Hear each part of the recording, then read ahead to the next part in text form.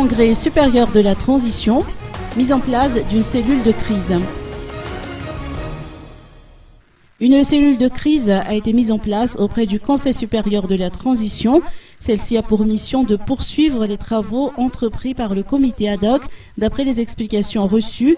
Déjà, le responsable de cette cellule de crise, en la personne du parlementaire Adolphe Ramas, tient à avertir qu'il se lève contre toute violation du principe de l'égalité. La raison d'être de la cellule de crise, c'est que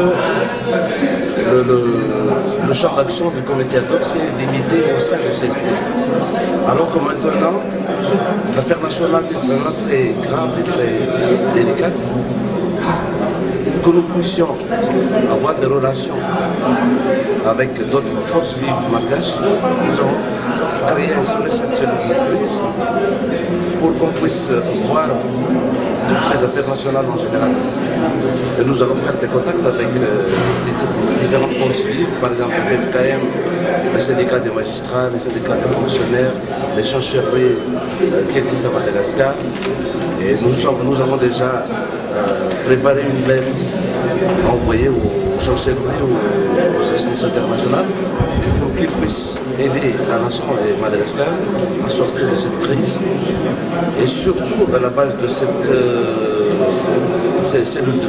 Ceci dit, la cellule de crise considère que le décret promulgué hier concernant le remplacement de certains membres du CST entre en violation de la législation en vigueur et est déclaré nul et non avenu.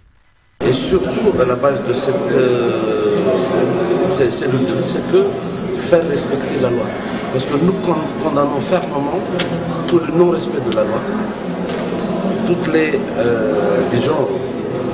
toutes les abus de pouvoir et toutes les abus d'autorité. Parce que vous savez très bien qu'à partir de 3 mai, après la proclamation officielle des listes des candidatures des 41 candidats, voilà, la loi 2012-015 sera de fait. Ça veut dire tous ces candidats qui ont des responsabilités étatiques, ils ont déjà relevé de leurs fonctions et de leurs fonctions. Cette cellule de crise, coprésidée par le docteur Jules-Henri Randiama-Oulson et Adolphe Ramas, prévoit d'effectuer une tournée régionale afin de rendre compte de leurs travaux auprès de la population. D'ailleurs, la cellule de crise n'écarte pas la possibilité d'organiser une manifestation dans les rues si cela s'avère nécessaire.